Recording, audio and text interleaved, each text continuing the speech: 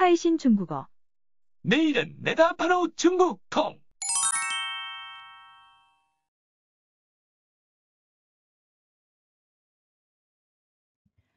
문제는 잘 풀어보셨나요? 그러면 풀었던 문제를 생각해 보면서 중국에 대해서 얼마나 알고 있었는지 다시 한번 확인을 해보도록 하겠습니다. 1. 중국은 어떤 나라일까?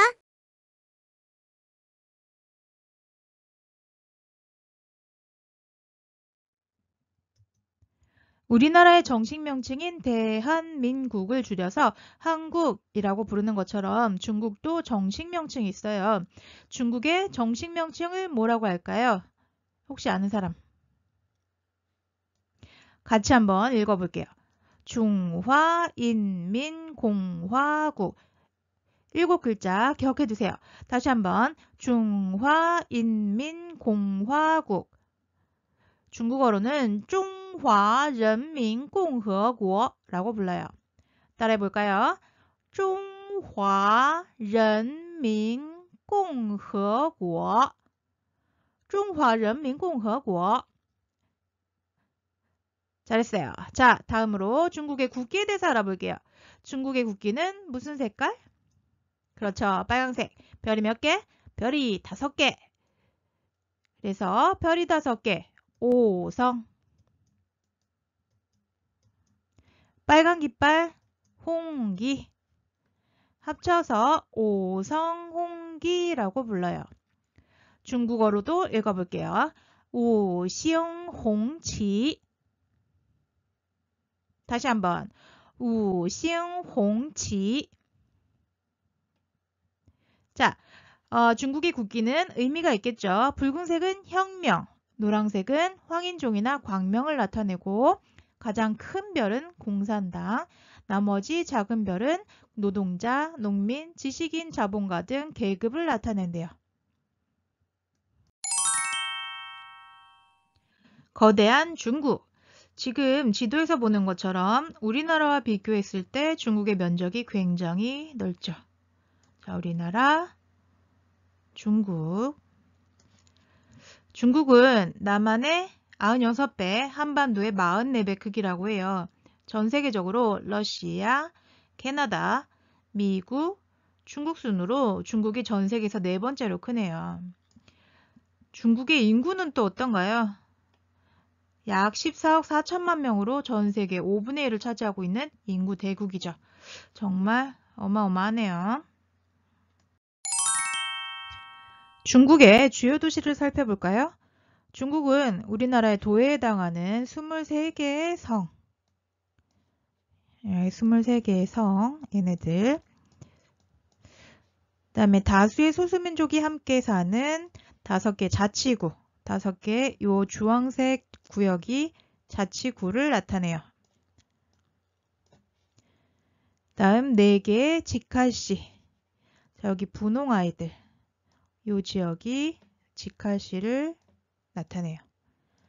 다음 2개의 특별행정구. 자, 2개의 특별행정구는 홍콩과 마카오를 의미해요. 자, 위치는 요쯤에 붙어 있어요. 홍콩은 1997년에 영국에서 반환이 되었고 마카오는 2년 후인 99년에 포르투갈에서 반환이 되었기 때문에 두 지역은 특별행정구로 따로 관리를 하고 있어요. 지난 겨울에 홍콩 관련 뉴스를 많이 봤을 텐데 이 부분에 대해서도 좀 알아보고 생각해 보면 좋을 것 같네요. 자, 4개 직할시는 우리나라로 말하면 특별시나 광역시에 해당하는 도시들인데요.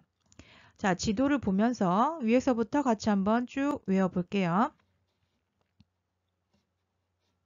자, 여기 분홍색 지역들 있죠? 베이징. 자, 베이징 바로 옆에 요 닭 모가지 부분. 여기 티안진. 다음 바닷가에 있는 요 도시. 여기는 자, 바닷가에 있는 큰 도시 하면 여러분들은 어떤 도시가 떠오르나요? 네, 맞아요. 상하이. 상해. 상하이. 그다음 자, 여기는 사천성인데요. 사천성에 바로 붙어 있는 요 직할시. 여기는 종칭이라고 불러요. 종칭. 자, 여러분들 외울 수 있겠습니까? 지도 순서대로 보면서 같이 한번 쭉 외워보도록 할게요. 베이징, 티안진, 상하이, 총칭. 됐습니까? 자, 다시 한번 외워볼게요. 베이징, 티안진, 상하이, 총칭. 자, 눈 감고 베이징, 티안진, 상하이, 총칭. 지도 위치 생각하면서 4개의 도시 꼭 같이 외워두세요. 다양한 중국. 중국의 민족 지도를 볼게요. 3초 동안 몇 개의 민족이 있는지 얼른 세어보세요.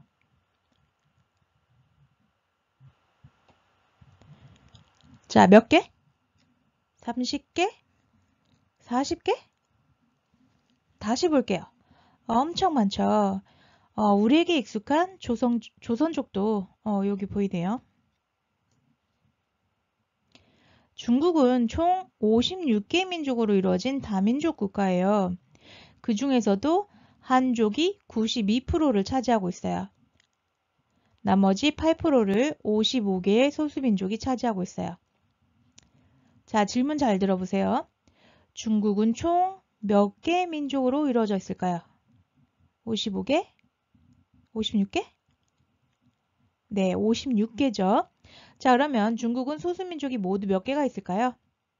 이때는 55개가 되겠죠. 질문을 잘 구분하세요. 중국의 총 민족수 56개, 중국의 소수민족수 55개. 자, 지난 시간에 우리가 배우는 중국어를 한어라고 한다고 했는데 무슨 의미인지 한번 볼게요. 조선족이 쓰는 말을 중국 사람들은 뭐라고 부를까요? 조선어라고 부르겠죠. 소수민족 중에 하나인 몽고족이 쓰는 말은 뭐라고 할까요? 몽고어가 되겠죠. 그러면 한족이 쓰는 말은 뭐가 될까요? 바로 한어가 되겠죠. 중국어로는 한유. 자, 여러분들이 중국어 시간에 배우는 언어가 바로 한족들이 쓰는 한어가 되는 거죠. 중국은 영토가 큰 만큼 많은 나라와 인접해 있어요. 총 몇 개의 나라 국경을 맞대고 있을까요? 네, 총 14개의 나라와 국경을 맞대고 있기 때문에 다양한 문화가 공존하고 있어요. 더불어 이 때문에 많은 영토 분쟁도 발생을 하고 있죠. 2. 중국 엿보기.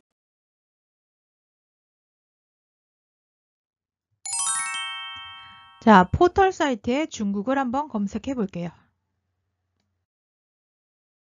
중국 관련 기초 정보를 한눈에 알 수가 있네요. 여러분, 중국 돈을 위안화라고 하는 거 알고 있을 거예요. 중국 돈 1yuan이면 우리나라 돈으로 약 172원 정도 하네요. 중국 돈으로 30원에 샀다. 그러면 약 5,100원 정도 된다고 생각하면 될 것 같아요. 우리나라 돈 30원과 비교하면 안 되겠죠? 자, 다음으로 중국과 우리나라의 시차는 약 1시간 차이가 나는데요. 우리나라가 중국보다 1시간 빠르답니다. 다음으로 우리나라 국가는 애국가, 중국의 국가는 의용군 진행곡이라고 불러요. 해석하면 우리나라 말로 번역하자면 행진곡이 되겠네요. 의용군 행진곡. 자, 포털 사이트에 검색해서 국가도 들어볼 수 있으니 한번 검색해 보세요. 이어서 중국의 국가주석이 누군지 한번 살펴볼까요? 자, 국가주석이 누군지 아시나요? 요새 종종 미국 대통령 트럼프와 설전을 벌이고 있는 시진핑이에요. 들어보셨죠? 시진핑. 자, 알아둘게요. 시진핑. 다음으로 중국 돈을 한번 구경해 볼게요. 자, 중국 돈에 지폐가 종류가 굉장히 많이 있죠. 1각부터 100위안까지. 여기까지는 지금도 사용하고 있고요. 다음에 원 단위부터는 모두 5차 화폐 개혁을 거치면서 마오쩌둥의 얼굴로 바뀌었어요. 1원부터 100원까지 모두 마오쩌둥의 얼굴을 볼 수가 있네요. 1원이면 우리나라 돈으로 172원, 100원이면 우리나라 돈으로 17,200원 정도 되네요. 꽤 큰 돈이죠. 자, 여러분들이 주의할 것이 있는데 중국 화폐의 이름. 자, 중국 화폐 이름은 위안이 아니고요. 인민폐라고 불러요. 인민은행에서 발행을 하고 있죠. 중국 화폐 이름 인민폐. 위안은 중국 돈의 단위라고 생각하면 돼요. 자, 중국 화폐 이름 인민폐. 중국어로 같이 한번 읽어볼게요. 人民币. 다시 한번 人民币. 자, RMB라고 쓰여 있는 거 본 적 있을 거예요. RMB는 renminbi 인민폐의 줄임말이죠. 자, 다음으로 중국의 요리에 대해서 한번 살펴볼게요. 중국은 땅덩어리가 넓다 보니까 다양한 요리가 발달을 했는데요. 그 중에서도 4대 요리로 꼽히는 지역들이 있답니다. 한번 살펴보도록 할게요. 자, 여러분, 중국의 4대 요리 중에서 매운 음식 하면 대표하는 지역이 어딜까요? 여러분들이 중국집에다가 매운 짜장이나 매운 탕수육을 시킬 때 어느 지역을 갖다 붙일 거예요. 어느 지역일까요? 대표 요리는 마파두부가 있고요. 자, 바로 스촨이에요. 들어봤죠, 여러분? 매운 요리 대표 구역. 스촨. 이어서 자, 오리구이가 대표 요리로 꼽히는 지역이에요. 어딜까요? 바로 베이징이에요. 자, 두 구역 배웠습니다. 매운 요리 스촨, 오리구이 베이징. 다음으로 해산물 요리가 굉장히 발달했어요. 대표 요리로 게요리, 그다음에 소룡포자 이런 것들을 꼽을 수가 있네요. 바닷가에 있는 큰 도시 하면 떠오르는 중국의 도시가 어디였죠? 맞아요. 상하이. 바로 상해 요리가 중국의 4대 요리 중에 하나였어요. 자, 그러면 3개 지역 다시 한번 기억해 볼게요. 자, 매운 요리.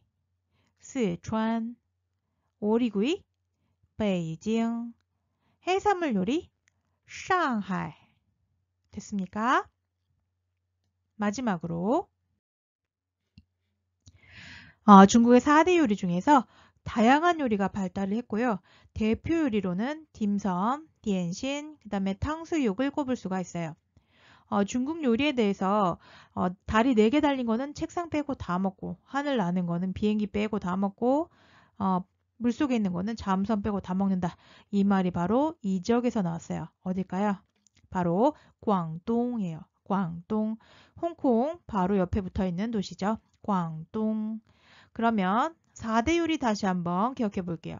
첫 번째, 매운 요리, 스촨, 오리구이, 베이징, 해산물 요리, 상하이. 다음 재료가 많기로 유명한 지역, 광동. 자, 4개의 지역 기억해 두세요.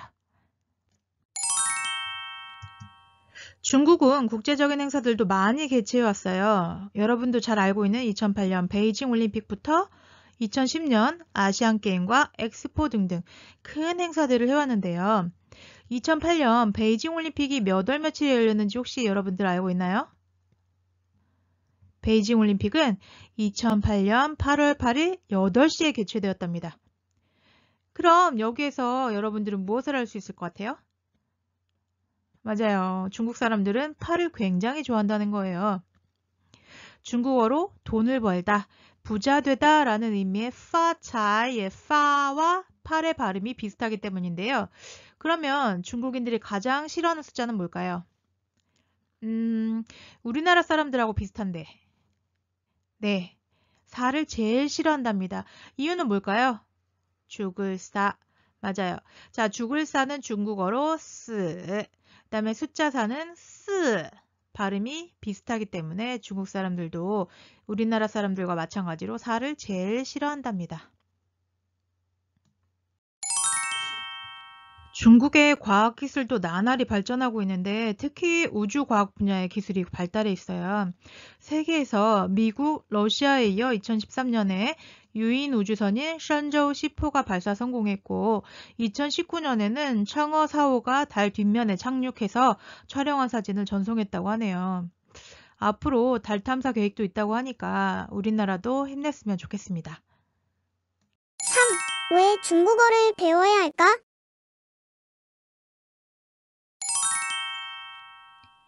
여러분, G2 시대 들어보셨죠?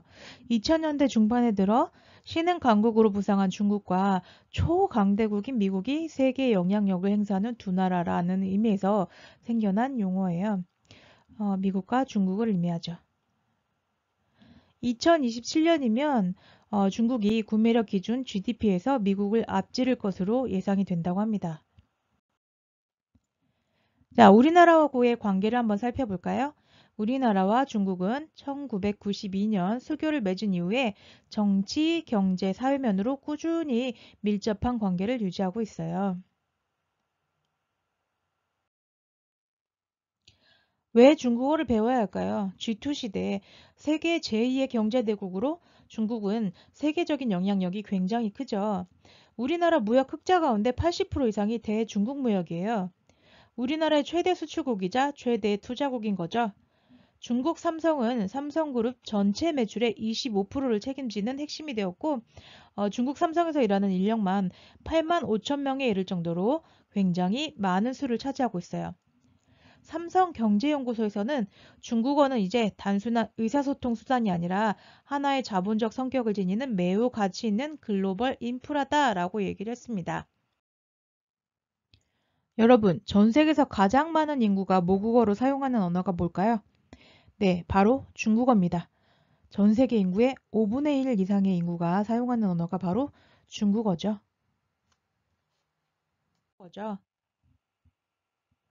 국내 대기업, 그다음에 중소기업 등 중국어 관련된 인력 수요가 매년 18% 이상씩 급증하고 있어요.